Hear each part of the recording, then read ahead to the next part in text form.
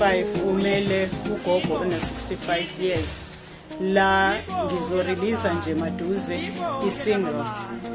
eshisa ikhotha engicabanga ukuthi ngizoyithokozela ama South African amanye engicelayo nje ngicela ukuthi isupport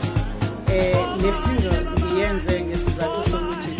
nginakho ukuthi ngifisa ukuthi sibonise ukuthi